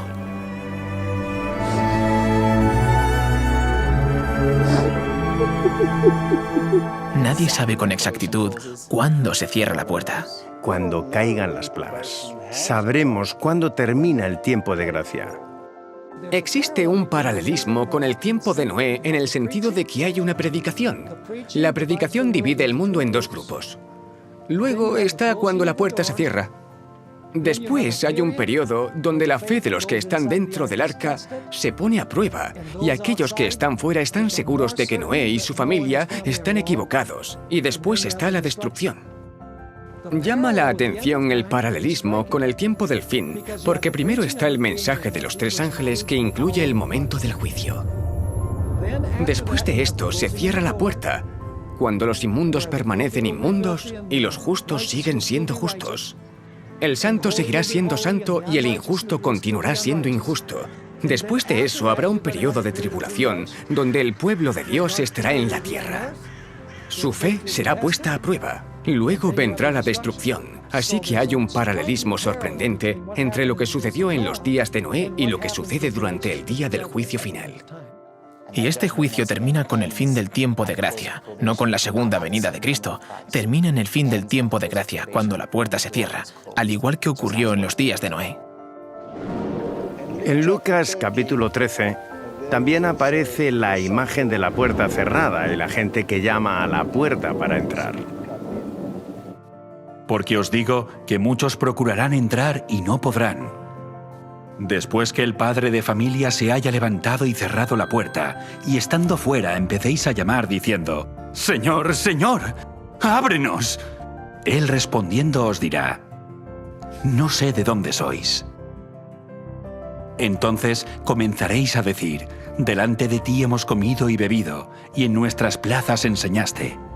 Pero os dirá, «Os digo que no sé de dónde sois, Apartaos de mí, todos vosotros, hacedores de maldad. Lo más triste de todo esto es que muchas de estas personas que están llamando a la puerta se autoengañaban. Creían que estaban caminando con el maestro, cuando en realidad estaban caminando con otro, un maestro falso. Jesús identificó solo una razón para no conocerlos. Él dijo: «Apartaos de mí todos vosotros, hacedores de maldad». Y la palabra maldad significa sin ley. Aunque ellos afirmaban ser seguidores de Cristo, no se rindieron a la obra del Espíritu Santo y en consecuencia no guardaron sus mandamientos. La Biblia dice: «Pues este es el amor a Dios, que guardemos sus mandamientos, y sus mandamientos no son gravosos». En Primera de Juan dice que el que dice yo le conozco y no guarda sus mandamientos, el tal es mentiroso y la verdad no está en él. Así que no basta solamente con afirmar ser cristiano, no es suficiente. Por este motivo, muchos se sorprenderán cuando se enteren de que están fuera del arca y dicen, Señor, Señor, y Él dice, apartaos de mí, no os conozco. Así será la situación en los últimos días. La gente va a pensar que las formas de religión pueden hasta cierto punto suplir la santidad y devoción reales.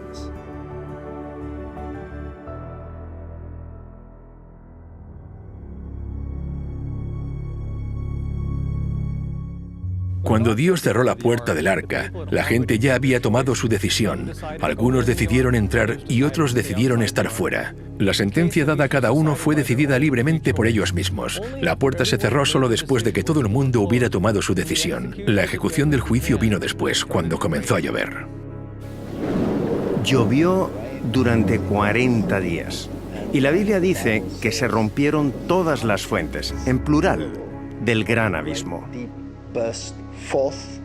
Eso suena a un gran evento catastrófico, y cuando comenzó fue como un estallido que originó primero una grieta en la corteza terrestre, y esta agua bajo una gran presión con todos estos billones de toneladas de rocas por encima, se rompió y salieron disparados hacia la atmósfera a kilómetros de altura. Esto causó una lluvia como no nos podemos imaginar. Conforme esta agua se disparaba a través de esta grieta a gran presión y a gran velocidad, se producía una erosión masiva.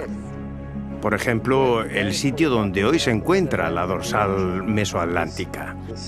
Esta dorsal que rodea la Tierra pudo ser la primera grieta por donde la Tierra se rompió.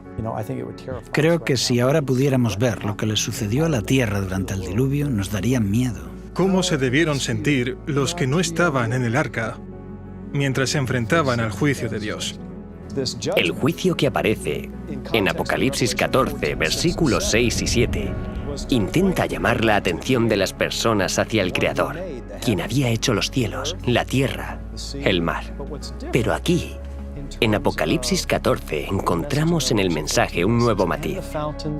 Dice, y las fuentes de las aguas. Esto nos recuerda al diluvio.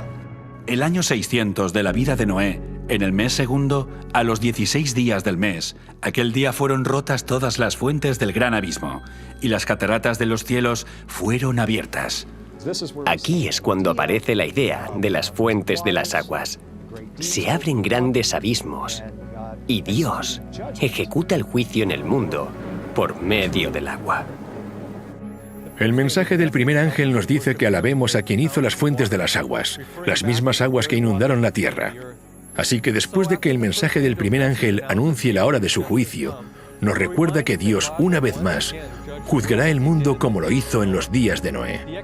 La forma de ejecutarlo fue mediante un diluvio universal, pero ahora, en el tiempo del fin, es mediante las últimas 7 plagas. En los días de Noé, el mundo fue destruido mediante un diluvio. Pero en el tiempo del fin, esto se producirá mediante lo que la Biblia llama las 7 plagas postreras. El mensaje del segundo ángel dirige esta advertencia al pueblo de Dios que aún está dentro de las iglesias caídas diciendo: «Salid de ella, pueblo mío, para que no seáis partícipes de sus pecados, ni recibáis parte de sus plagas». Dios tiene un pueblo, puede estar disperso en diferentes iglesias, pero saldrán de ellas. Aquellos que queden en Babilonia recibirán las plagas, esto se dice claramente. El mensaje del tercer ángel también nos advierte sobre estas plagas, diciendo que si alguno adora a la bestia y a su imagen, y recibe su marca en su frente o en su mano, él mismo debe beber del vino de la ira de Dios, que ha sido vaciado puro en el cáliz de su ira. En el siguiente capítulo, la Biblia define la ira de Dios como las últimas 7 plagas. Vi en el cielo otra señal grande y admirable, 7 ángeles que tenían las 7 plagas postreras, que son las últimas, porque en ellas se consumaba la ira de Dios. Las plagas realmente son la intensa ira de Dios sin mezcla de misericordia. Y no soy yo el que lo dice. Lo dice la Biblia. Será el peor periodo de la historia del mundo. Dios está sufriendo durante mucho tiempo, pero hay un límite que el hombre no puede cruzar. Y cuando ese límite se alcance, las plagas caerán. No necesitamos preguntar cuál es ese límite, porque David en el libro de Salmos nos dijo: Tiempo es de actuar, oh Jehová, porque han invalidado tu ley. Durante la crisis de la marca de la bestia, la humanidad aprobará una ley que fuerce a las personas a quebrantar la ley de Dios y la anule. Será en ese momento cuando Dios intervendrá, al igual que lo hizo en Egipto. El faraón hizo una ley.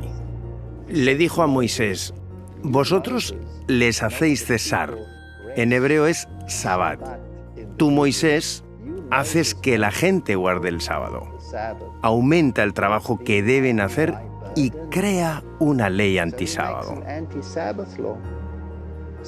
Así que el faraón hizo una ley y como consecuencia vinieron las plagas. El nuevo faraón hará una ley similar y como resultado vendrán las plagas.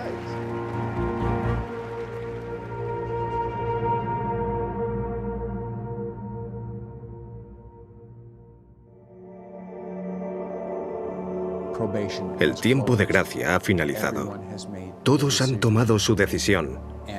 Y ahora comienza a ejecutarse el juicio para que se vean los resultados de la decisión que han tomado.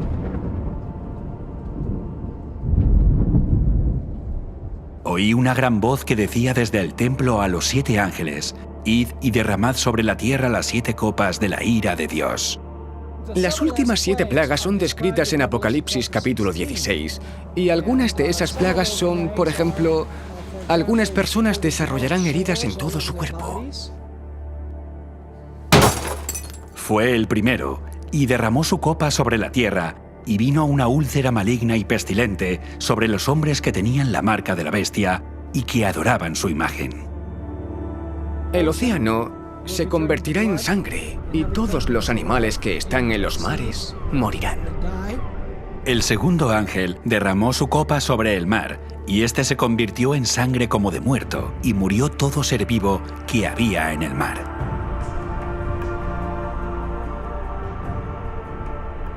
El tercer ángel derramó su copa sobre los ríos y sobre las fuentes de las aguas, y se convirtieron en sangre.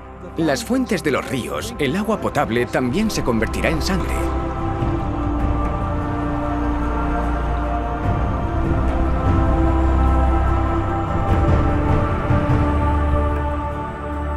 El sol quemará toda la vegetación con calor, un calor terrible. El cuarto ángel derramó su copa sobre el sol, al cual fue dado quemar a los hombres con fuego. Y los hombres se quemaron con el gran calor, y blasfemaron el nombre de Dios, que tiene poder sobre estas plagas, y no se arrepintieron para darle gloria. El quinto ángel derramó su copa sobre el trono de la bestia, y su reino se cubrió de tinieblas, y mordían de dolor sus lenguas, y blasfemaron contra el Dios del cielo por sus dolores y por sus úlceras, y no se arrepintieron de sus obras. El sexto ángel derramó su copa sobre el gran río Éufrates, y el agua de éste se secó, para que estuviese preparado el camino a los reyes del oriente. Y claro, durante la sexta plaga, que el río Éufrates se seque significa que las multitudes van a retirar su apoyo a los líderes religiosos, y en este momento se volverán en contra de los líderes religiosos. Pero debo subrayar que esto tiene lugar después de que el periodo de prueba haya terminado. la gente verá que ha sido engañada. Estamos perdidos, gritan, y tú eres el culpable de nuestra ruina. Y se volverán contra los falsos pastores. Por todos lados hay conflicto y la sangre se derrama. La gente aún está viva en el momento que la puerta se cierra, y mientras que el mundo se termina, las plagas están cayendo, y esto sucede antes de que Cristo venga en las nubes de gloria. Incluso después de que caiga la sexta plaga, sabemos que Jesús aún no ha regresado a la tierra, porque entre la sexta y la séptima plaga, Él dice, «He aquí, yo vengo como ladrón». El séptimo ángel derramó su copa por el aire, y salió una gran voz del templo del cielo, del trono, diciendo, «Hecho está». Entonces hubo relámpagos, voces, truenos y un gran temblor de tierra, un terremoto tan grande cual no lo hubo jamás desde que los hombres han estado sobre la tierra. Y cayó del cielo sobre los hombres un enorme granizo, como del peso de un talento, y los hombres blasfemaron contra Dios por la plaga del granizo, porque su plaga fue sobremanera grande.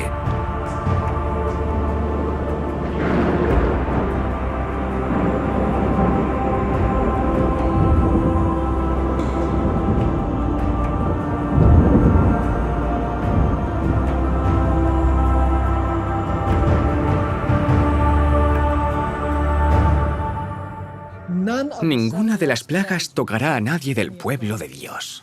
Algunos piensan que Dios va a arrebatar a la iglesia antes de que Jesús regrese. La Biblia no nos enseña que Dios nos salva de la tribulación, sino a través de la tribulación. El pueblo de Dios estará protegido de las plagas. Es algo parecido a lo que pasó a Israel y a Egipto.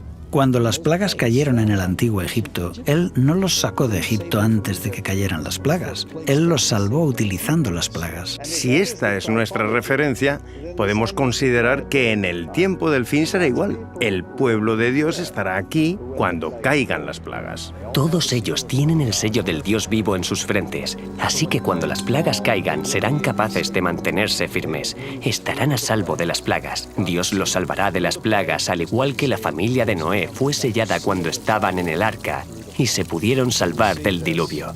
Así que aquí vemos que la historia se repite, tanto en Génesis como en Apocalipsis. Será el peor periodo en la historia del mundo. Será un tiempo donde solo podremos subsistir gracias a la protección de Dios. El pueblo de Dios atravesará este periodo y en esos momentos el Salmo 91 será un consuelo. Caerán a tu lado 1000 y 10.000 a tu diestra, mas a ti no te llegará. Ciertamente con tus ojos mirarás y verás la recompensa de los impíos, porque has puesto a Jehová, que es mi esperanza, al Altísimo por tu habitación. No te sobrevendrá mal, ni plaga tocará tu morada. Pues a sus ángeles mandará cerca de ti, que te guarden en todos tus caminos. En las manos te llevarán, para que tu pie no tropiece en piedra. Han llegado a desarrollar un carácter perfecto gracias a una relación íntima con Cristo, y Cristo, como resultado, pondrá su sello en ellos para sostenerlos en el tiempo de dificultad y revelar a los ángeles quién debe ser protegido durante este tiempo de dificultad. En los días de Noé, el arca fue el medio por el que Dios cumplió la promesa de mostrar misericordia a Noé. Por lo tanto, el arca en el tiempo del fin es el medio por el que Dios cumplirá su promesa de mostrar misericordia a aquellos que entren al pacto eterno. Por lo tanto, la promesa se cumple mediante la sangre del pacto eterno. Dios ahora ordena a sus santos ángeles preservar y proteger de las últimas 7 plagas a aquellos que están dentro del pacto mediante la sangre de Jesús. Es la consumación final de la ira de Dios sobre un mundo que ha rechazado su misericordia, que ha rechazado su ley y que ha rechazado su justicia. Y al rechazar la misericordia de Dios, no hay nada más que Dios pueda hacer cuando la persona dice, no necesito el perdón.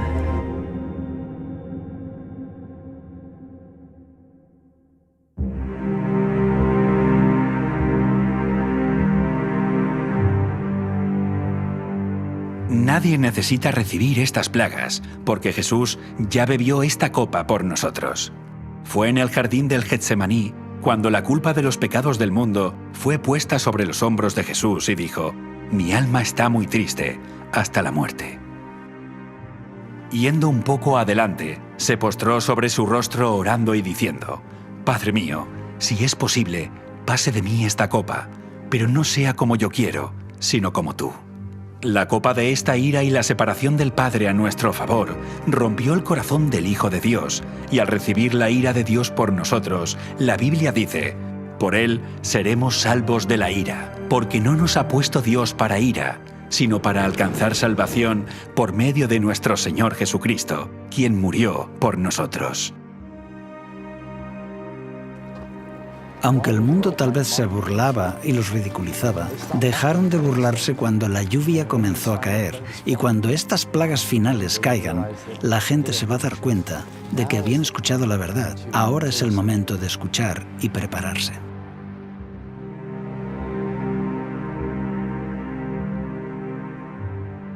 Al igual que las multitudes se reunieron ante el arca contemplando la decisión final que sellaría su destino, así te encuentras tú hoy en el valle de la decisión. ¿Recibirás el mensaje de Noé repetido por el mensaje de los 3 ángeles? ¿Entrarás al arca del pacto eterno descansando el 7º día guardando la señal del pacto?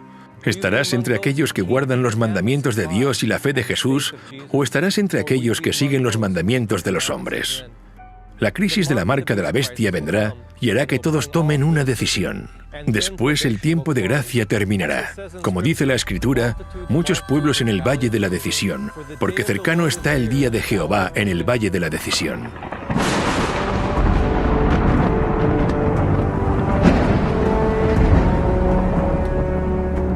Después de las últimas 7 plagas, lo siguiente que ocurre es la bendita esperanza y la aparición gloriosa de Dios y nuestro Salvador Jesucristo. Durante siglos, los cristianos han hablado, soñado y deseado ese día, cuando puedan mirar al rostro a aquel que murió para redimirlos. Y ahora ese tiempo ha llegado. ¿Pero estarás listo para encontrarte con Él? Segunda venida. Cuando volvamos a ver de nuevo a Cristo, cuando Cristo venga por segunda vez, la Biblia dice que esta tierra quedará en un estado inhabitable a causa del fuego y la presencia de Dios. Porque nuestro Dios es fuego consumidor. Cuando Él regrese a la tierra, Pablo escribe: cuando se manifieste el Señor Jesús desde el cielo con los ángeles de su poder en llama de fuego. Él regresará como fuego consumidor, porque Jesús no solo vendrá como el ser humano que fue cuando caminó sobre esta tierra. Él vendrá como el Rey de Reyes y Señor de Señores. Su gloria ya no estará velada.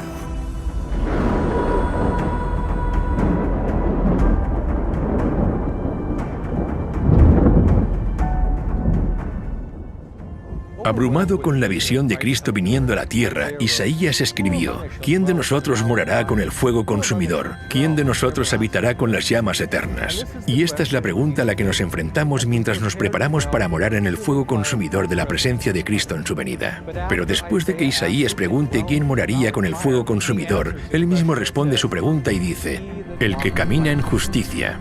Solo el justo puede morar de forma segura en la presencia de Dios. Esto significa que el mensaje que dio Noé para que la gente se preparase para el juicio al mundo mediante el agua es el mismo mensaje que preparará a las personas para el juicio al mundo mediante el fuego, porque Noé fue un predicador de justicia.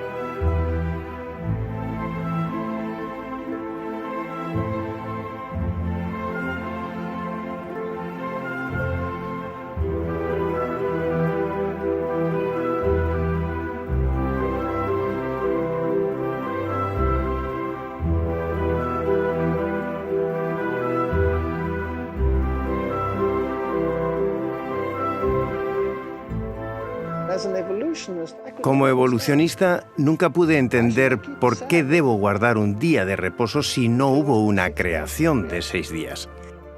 Este asunto se debatirá de nuevo en el tiempo del fin.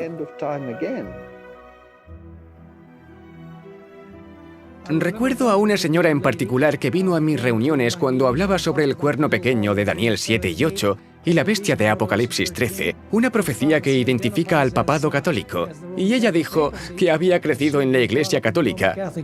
De hecho, había estado en un convento, se había educado en un convento. Hasta ese momento estaba emocionada, pero cuando prediqué ese mensaje dejó de venir. Pero las buenas noticias son que aunque le tomó tiempo asimilar el mensaje, después de varios meses de estudio personal, aceptó el mensaje.